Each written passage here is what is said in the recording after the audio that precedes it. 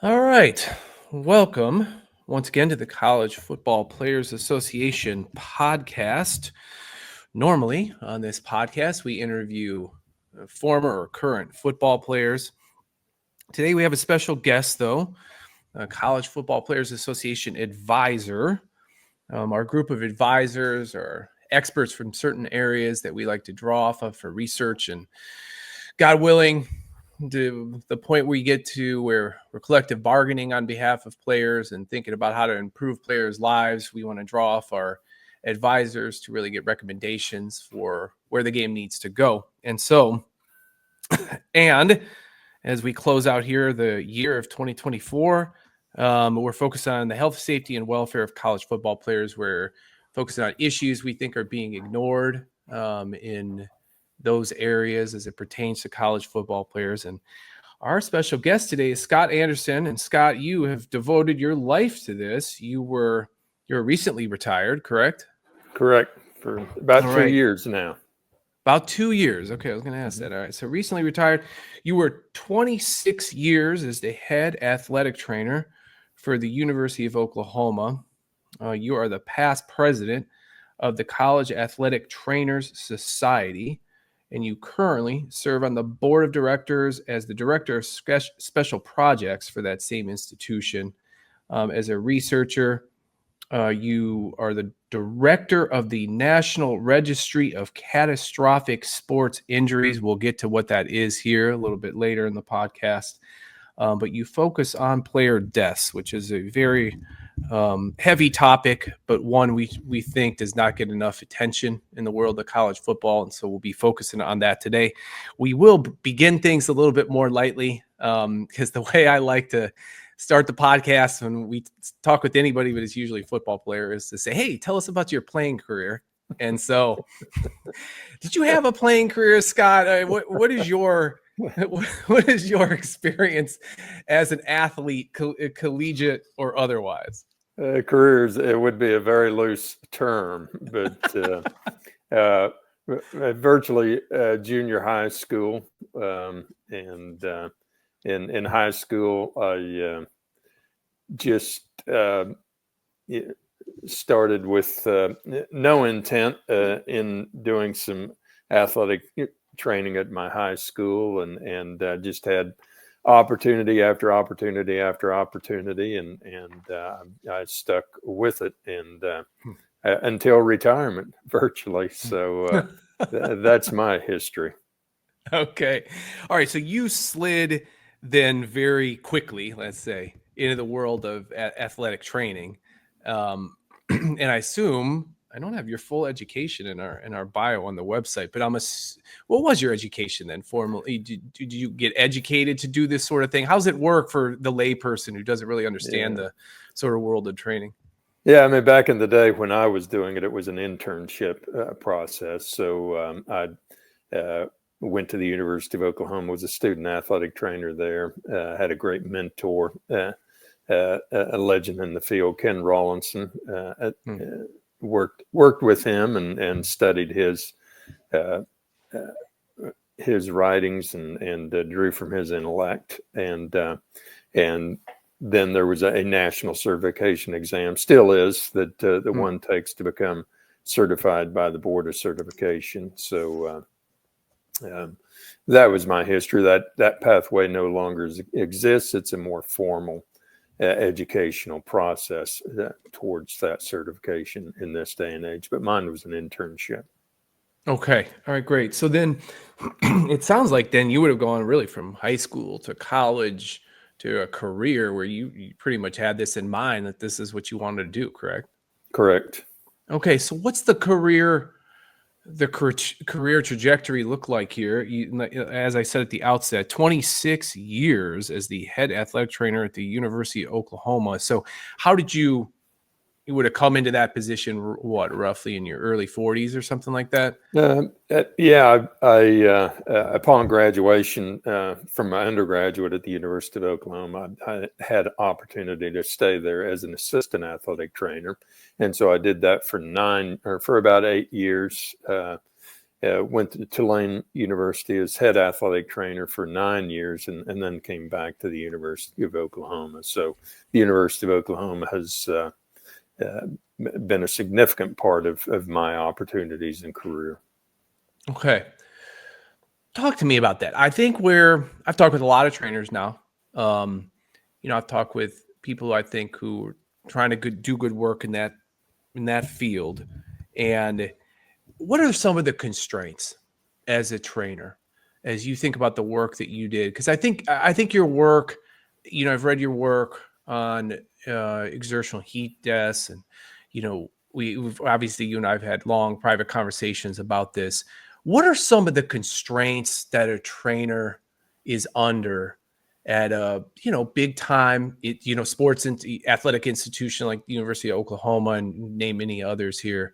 What would you describe as the biggest constraints within a job like that?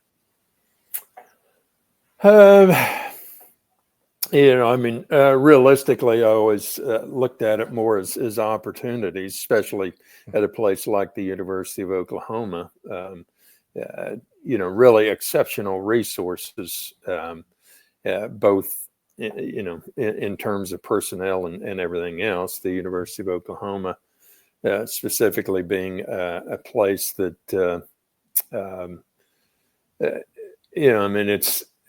it's kind of an, I can't quite think of the word, but it's a destination place. Usually, when you go to the University of Oklahoma, you tend to stay there for a period of time. It's not a jumping off point for something else, although it can be. It certainly was for me at one point in time. But within that, we tend to draw very strong and exceptional professionals, and so I've looked at it, more as an opportunity than an area of constraints. I think in terms of constraints, I think without a doubt, it's being able to operate independently, provide independent medical care to the athlete without the constraints of, performance and winning and a head coach's dominating influence and maybe there's administrative support there, maybe there's not, so kind of a balance of opportunities and constraints, if that makes sense. It does. Very well said. Okay. Independent medical care. Independent medical care is the first platform plank in College Football Players Association platform. It's what we use, 7 points on that platform, but it's what we use when we go out and talk to players, and we talk to them about representation. If you guys were to get a collective bargaining agreement in the future, what would we want to achieve with that collective bargaining agreement? And number one, sitting on that 7-point platform, is guaranteed independent medical care enforced by a player representative who's going to be an advocate for that player if they're injured in any sort of way. Okay, so you said that's a constraint, though, for you as a trainer. Where did you encounter this in your career? Because your words, you said sometimes you have the dominating influence of a head coach. Did you ever have the dominating influence of a head coach in your time at the University of Oklahoma? Sure. I mean, it's omnipresent, and it takes different forms depending on who's in the position at any given time. And again, I was blessed that, while I unquestionably had, that presence, irrespective of who was filling it. A lot of it, really comes down to the athletic trainer, the physician, and just how strongly they're going to practice an independence in their decision making and their actions. And so, one can't necessarily sit back and wait for that to be given you. You have to seize it and act accordingly. Kind of force someone to not give it to you, so to speak. All right, that's a good way to put it. Why might somebody in your field not do that? So what would be, trying to figure out the right phrase here, what would be the cultural pressures on a trainer if that's the right word, you tell me if it's not, to not exercise that independence on behalf of the athlete who is in your care? Yeah, I mean, we have to look internally first. I mean, we all enjoy the success of sport and the program and those types of things. Winning's a lot more fun than losing, and sometimes there's an internal pressure, a little bit that absolutely, I want to see the success of the program and know, potentially that this individual, their participation or not, is going to be very key in that. And so we have that, that we have, that's an undeniable part of it, I think. And then we have, obviously the coach wants to win as well. So, that's just a constant that, again, even if the coach ultimately at the end of the day has the best interest of the athlete at heart and is going to unquestionably give you that authority to make that decision, still they bring that to bear as well. And so that, you may have to answer the question on Sunday and Monday and Tuesday and on through until Saturday, just before pregame, even though the decision's made, there's still the questions that come. And so, there are always those pressures, but they're, they can be manageable. It gets a little bit more difficult, if and when, a coach or someone gets tired of those decisions being made and think someone else, those are wrong decisions and someone else can make the right decisions, quote unquote. And then it becomes a threat to your livelihood, your ability to continue in that position, to practice that livelihood, to have an income to care for you and your family, and those types of things becomes a lot more difficult in that situation. Were you ever put in a position like that where you felt like there was there was that kind of pressure, or is, you obviously spoken very highly of your former employer. If you yourself did not know situations like that, did you know others who you felt like were put in that kind of compromised position? It's like, boy, I have a career here and my family depends on me, but I'm getting this kind of pressure from a coach or in, whatever it looks like. Any personal experience with that, or did you know people who had personal experience in that way?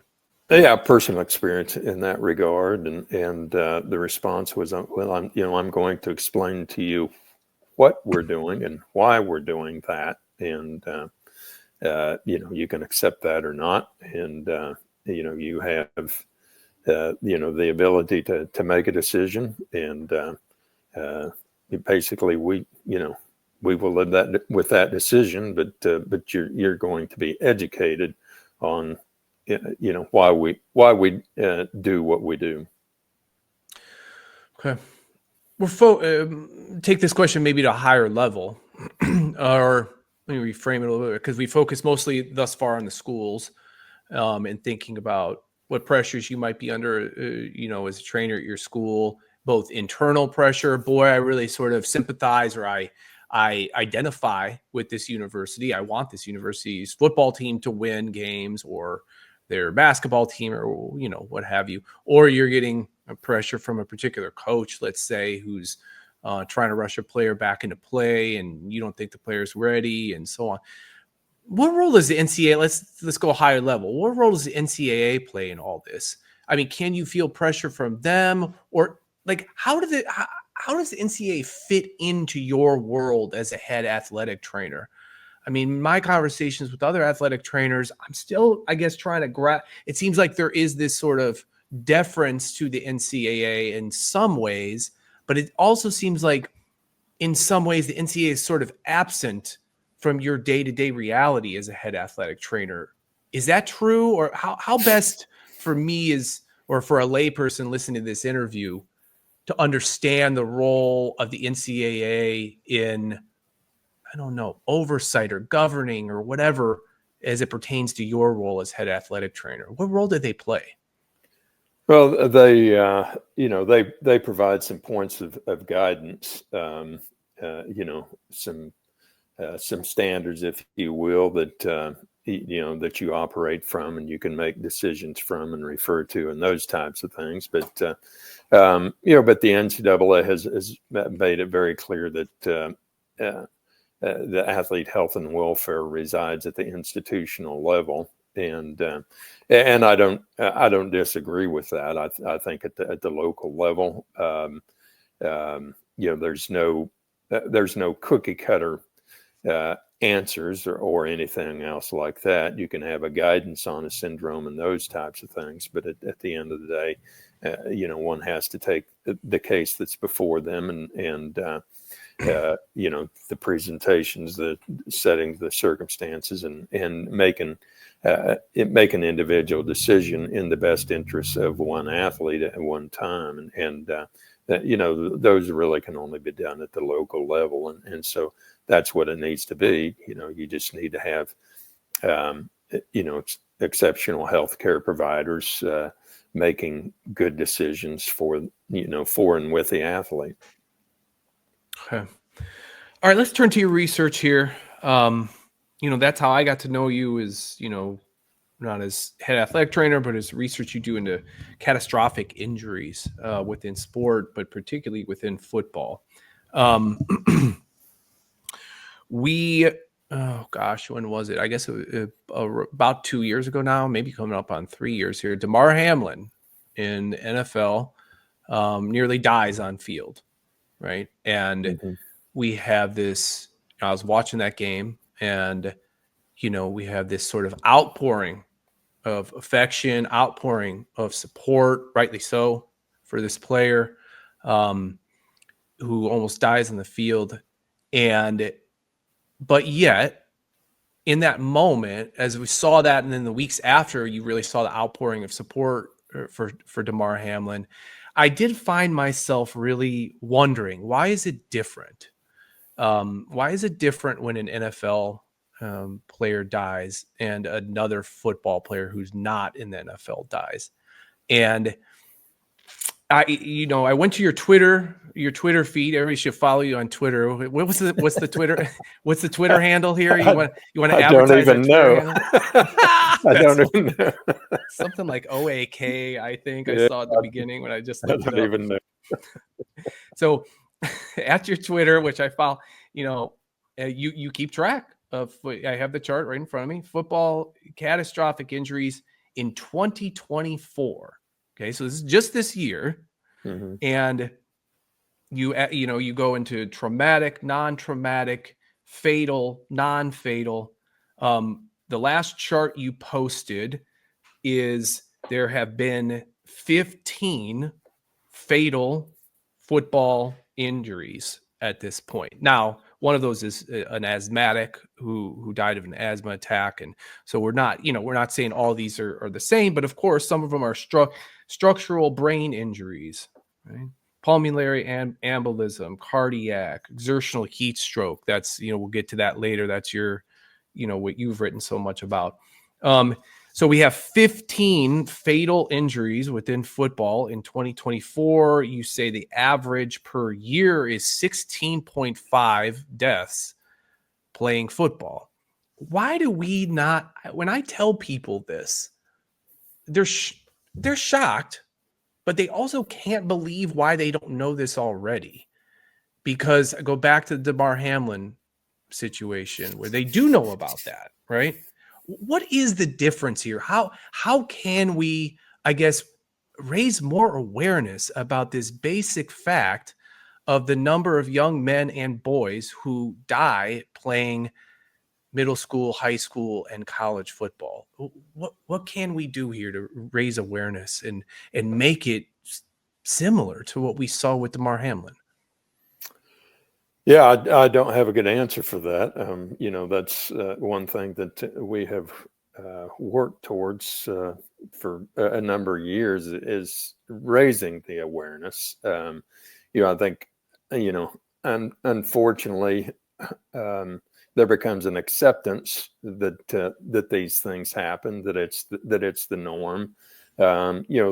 they happen one at a time. One coach has one athlete, that has a catastrophic event in their career, and they all become one-offs, so to speak. And so one-offs don't draw much attention. Nobody starts stringing these things together. That sure, it was a brain injured football player, but it was just one, and nobody strings it together. Well, it wasn't just one; it was five, and it was five last year. It was five this year. It's five every year. It's a common occurrence, and so you're right. There is no appreciation of that. There's no appreciation of it. Within the coaching community, there's no appreciation of it within the medical community. Have seen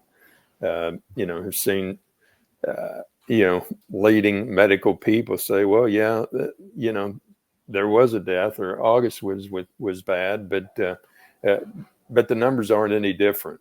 And so there's too much of an acceptance for those events, and they're not seen as preventable, although largely they are, particularly the non-traumatic and exertional things. Those are absolutely preventable. But again, medically, when we talk about prevention, we're really talking about treatment to prevent death. We're not talking about preventing the event as they occur, and they're too often looked at as medical events. Exertional heat stroke, for instance, creates a medical problem. This individual has an elevated core temperature, and they're having a systemic failure, and they're trending toward death, and may go there. That's a medical problem. But the causation, the athletic trainer, the physician, the medical people didn't cause it. It was caused by the coach and the structure of the workout. And, so that's where we have to go. We have to go back to causation. We have to change how we have to understand who's at risk, why they're at risk, and what the precautions are that can prevent or at least mitigate that. And we have to apply that all the way through. And we just simply have not done that. We just tend to do the same thing. A lot of the things that we've done since the 60s at least. And again, nothing changes, and we're maybe surprised when an event does occur because we think we've made the game safer than it's ever been. But again, the numbers are pretty much the same year in and year out. Okay, let's do. Very well said. Let's turn now to exertional heat stroke in football, because this is, focus of your research. You referenced a lot of your conclusions here, and so I want to unpack this. But let's start with this again. I want to start with a sort of NFL versus college difference, right? Or NFL versus just any other level of play kind of difference.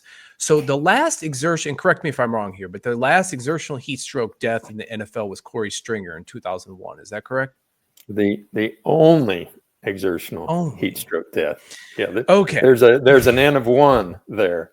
So in the NFL, it's an exception that it happens. In the collegiately in high school, and it's an exception if it doesn't happen. Right. And this is what I continue to struggle with and, quite frankly, be outraged by. The fact that this happened once in the NFL. Corey Stringer, Minnesota Vikings, 2001, dies during a practice. And the circumstances around that were horrific, right? And it caused changes to be made such that we haven't seen one death since, right? In some ways, those changes absolutely worked and showed what you just referenced, which was the utterly preventable nature of this particular form of death. And it's not that people don't pay attention to it when it happens in college. We know Jordan McNair back in 2019, there was a lot of publicity around his death within this sort of realm of exertional heat stroke and the role the coach played in that and coaching staff played in that. But when we look at just the sheer numbers, I look at exertional heat stroke, there was 2 high school deaths here on your chart just this year. And you say, and you and I've talked privately about this, because you say these deaths are completely preventable. And I told you I agree with that, but that's not something that is necessarily generally accepted in your community. Oh, no, there's going to be 1, Scott. There's going to be 2. We can't prevent all of these. Why do you think, and again, correct me if I'm wrong, but why do you think these are all preventable deaths? Because we've gone back and we've looked at virtually every single death since 1955. The first, recorded exertional heat stroke death in football occurred that year. It was a high school player, and so we've looked at every single one. We've tracked them on a timeline. We've gone back in the last 20 years and done a deep dive on the deaths of a 20-year period, 98 to 2018, and what we learned from those is, again, if we look at what are supposedly the preventative things that we do, and in the 1960s, we started practicing in the cool of the day. We started reducing, the uniform from full uniform to shorts, we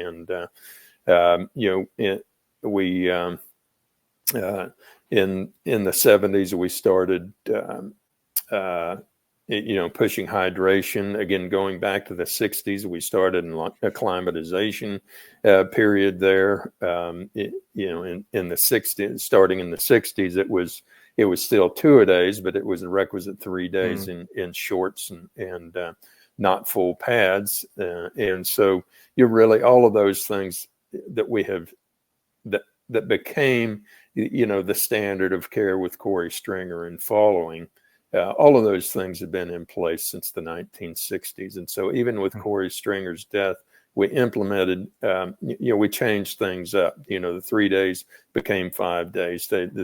Instead of 3 days of 2-a-days, it's 5 days of 1-a-day. It was, again, an emphasis on shorts and t-shirt, although it was a progressive uniform through that. It was a continuing emphasis on hydration. There's been a continuing ongoing emphasis on the environment. Again, as we looked at those deaths and over a 60-year period of time, as we looked at the deaths, particularly in a 20-year period of time, we identified that it was virtually only linemen that are dying. In the period of study that in our 20-year study, it was 97% were linemen. There was one stocky fullback that was not a lineman. At the high school level, 100% of the deaths were linemen. 100%. And so, so that's one thing that we have never targeted and identified before, is that there is a population that is significantly at risk over anyone else. And even though we reduce the uniform, again, 70% of the athletes that suffered heat stroke are wearing shorts and t-shirt. And so while, that's not a bad precaution to take in and of itself, it's not effective. As we looked at the deaths in the 20-year period, some of the deaths were occurring in, so-called safe climate. And so again, absolutely, there's no question that severe heat and humidity create a risk, but even as we diminish or eliminate that risk, the possibility of heat stroke in alignment still exists. So we never have rightly identified the individual at risk, and we've never appropriately identified intensity of exertion as the factor at risk as well, because a lineman is a big individual. These individuals get blamed because, they're fat, they're out of shape. But fat is what lineman is, Well, they also bulk them up. They want to get them bigger. Sure. They bulk them up. Yeah, sure. Right. A skinny guy doesn't walk in the door and say, you're going to be a great lineman. Right. A large guy walks in the room and you don't think that, well, that's going to be a great running back. Right. We want those big individuals because, size and strength are factors of success. But with that size, with exertion in the heat, their response is completely different. They tend to heat up faster. They tend to retain the heat, and they cool down slower than a skill player is. And so if we take 100 football players and we take them out and we run them a series of, say, 100-yard sprints over and over and over again, even the fit and the acclimatized linemen, their response to that exertion and their response to that exertion in severe environment is going to be different. They're going to suffer with that. And so, again, we recognize who's at risk. Why are they at risk? Sustained intense conditioning. Again, going back to our study, 100% of the deaths were involved in conditioning. 100%. 100%. And the frightening thing within that is 37% were being subjected to some type of punishment routine. And so linemen are at risk. Intensity of exercise is the key factor that puts them at risk. And so the solution and precautions become we need to look at what are the job specifications of a lineman and train them accordingly. They're not sprinting in a game, not for any appreciable amount of time. They're playing virtually at the line of scrimmage and within a few yards of the line of scrimmage. And so, it's counterintuitive from a game preparation standpoint to have these individuals sprinting, and especially when it puts them at risk. And so, again, yes, absolutely, we say not just fatality from heat stroke is 100% preventable. We say heat stroke in football itself is 100% preventable. Again, as you identify who's at risk, why are they at risk, and put in those specific precautions. Okay. Again, very well said. I think people do. I do think there's an aspect here, to the extent that people are aware, even within the football community, of this issue. There is this. I was utterly convinced, after reading your research, there's this way in which the issue is looked at completely wrong, right? And I think the line that stood out to me in your article was, this is a heat stroke in general, not just heat stroke fatalities, as you just said, is a coaching problem, not a medical problem, right? And right. Here you're saying this is it exactly. If we merely think about linemen should not be sprinting, given that linemen don't sprint, right? I mean, right. Remember when I read that in your article, I was like, I literally in my notes is like, duh, right? Like, why do we have these 325-pound individuals doing sprints when they don't sprint in any game, right? It's not training for the job that is being asked of them. And now some of that, as you suggest, 37% comes from a punishment workout, because some of the sprinting is directly tied towards a punishment workout, which we saw, of course, in the death of Jordan McNair on Maryland. And so obviously we are interested as an Independent Players Association in enforcing these types of things. Do you think it's an education issue? Like if more coaches got educated and we were able to kind of parade you around in every single school and just you give a 15-minute presentation and say, hey guys, stop doing these two things and we're not going to have any heat stroke. Do you think that would be enough? Or do you think there's something about the culture of football that's going to make it harder to implement the types of changes that your research suggests should be made? Yeah, I mean, it is a cultural change, and cultural change is always tough. But as you know, education becomes a huge part of it. And,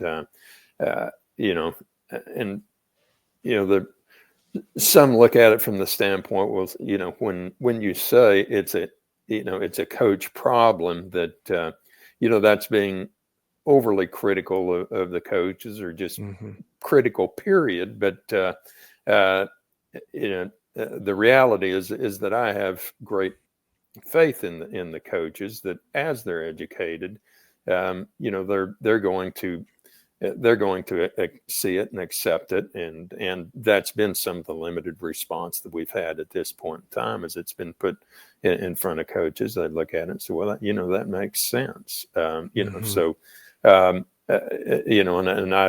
and I've had some of my peers tell me that Scott, the coaches aren't going to change, or they're not doing what we tell them to do. And my response is that, they're doing exactly what we've told them to do. We've told them to practice in the cool of the day. We've told them to reduce the uniform. We've told them to increase hydration. We've told them have acclimatization periods. We've told them to reduce two-a-days, and they have done all of those things because they believed, like we believe, that it was in the best interests of the health and welfare of the player. And I think as we educate them to say, not only those are all good things to do, we don't necessarily need to quit doing those things, but we just need to recognize that these, despite all of those things, the linemen are still at risk, and we just need to make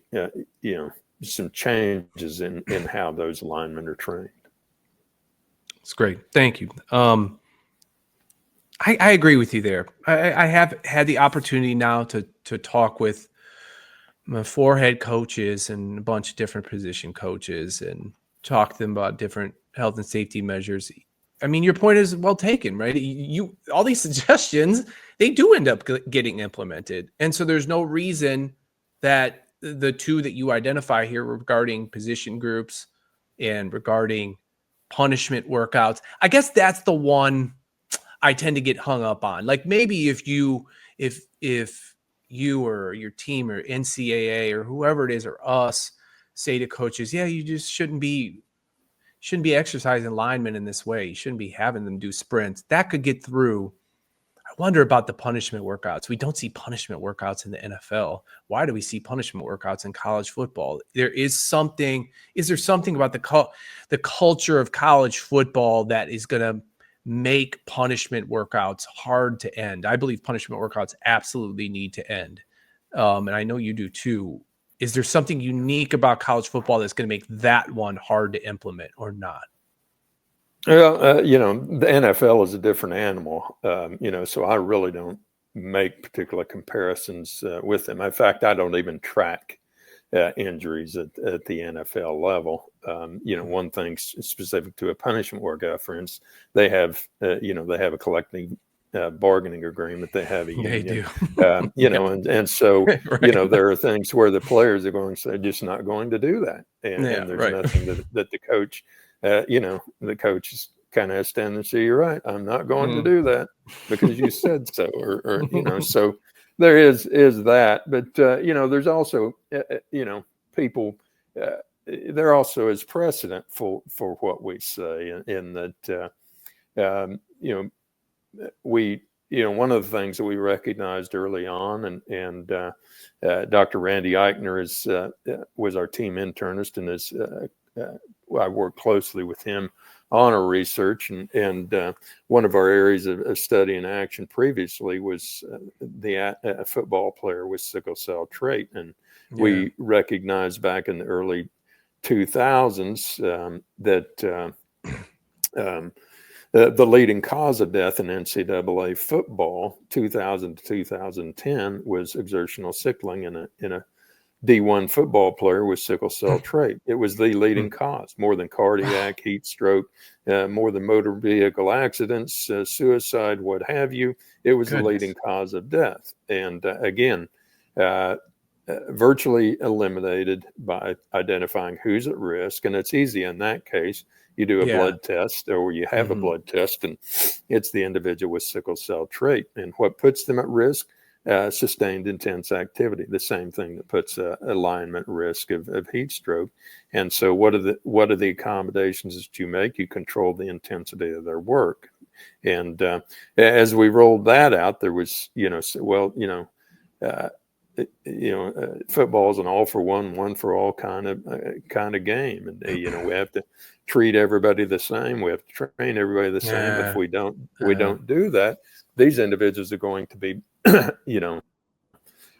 going to lose an opportunity to be competitive and play. And that just certainly hasn't been the case at all. What we've done is lives have been saved. It became a point of NCAA bylaw to confirm that status, and in the history of initiatives toward that have truly been effective in preventing morbidity and mortality, that's one of a handful of actions that have actually made a statistical and significant difference, to the extent that although there was a fatality this year, maybe 2 fatalities this year at the collegiate level, and that's become an anomaly as opposed to something that happens on an annual basis. And so there's precedent that what we've done with exertional heat stroke, again, identifying who's at risk, why, and what precautions.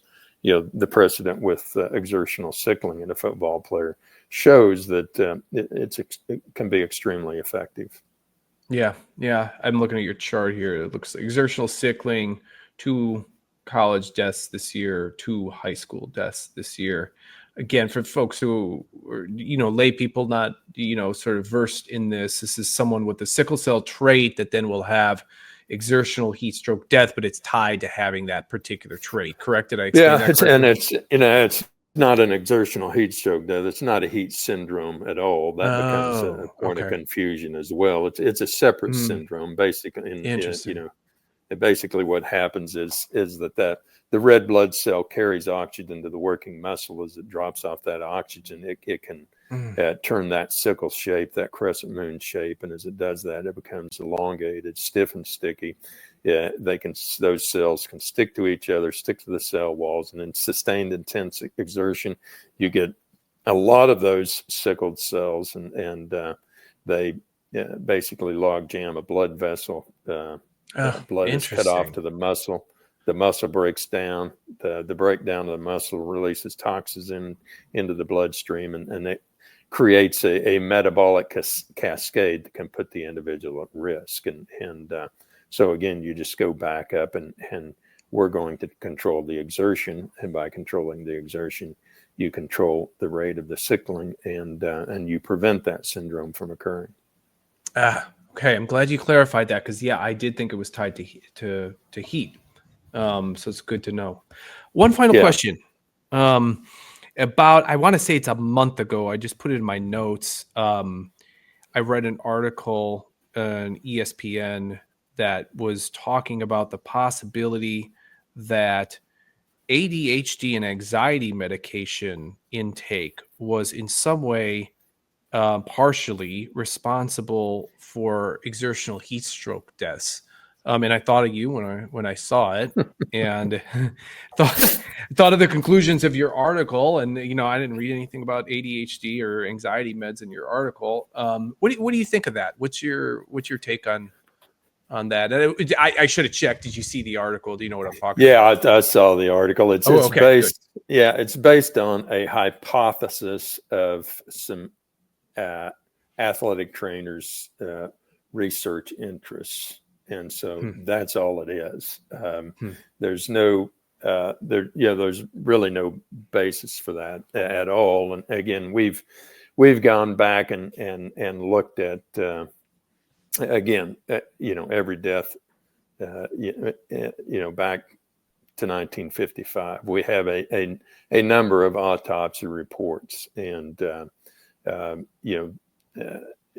we just don't see that as the risk factor. Again, the risk factor is really pretty simple. It's linemen exerting intensely, and that's the factor. Again, even if the climate is so-called safe, it's linemen exerting intensely, and there can potentially be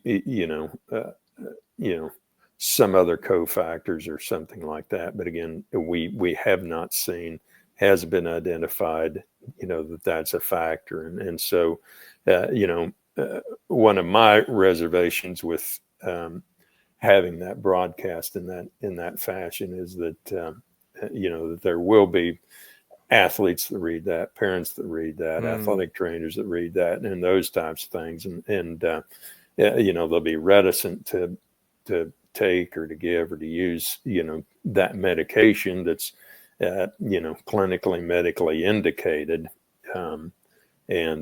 so it's really truly a story ahead of the science is what it is.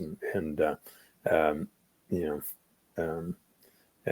again, there are some clear key factors identified, and that's not one of them. Gotcha. Okay. It's a good place to end. I'm Jason Stahl. I'm the founder, executive director of the College Football Players Association. This is College Football Players Association podcast. Our guest today, our special guest, is our new advisor to the CFBPA, Scott Anderson. Scott, I really appreciate you coming on the podcast today, and just want to publicly tell you just how much we appreciate all the work you've put in here to these very important issues. And hopefully as we build up and move towards, God willing, collective bargaining for college football players, we can clean up some of these problems together. But thanks for coming on the show today. Thank you, Jason. All right. Take care.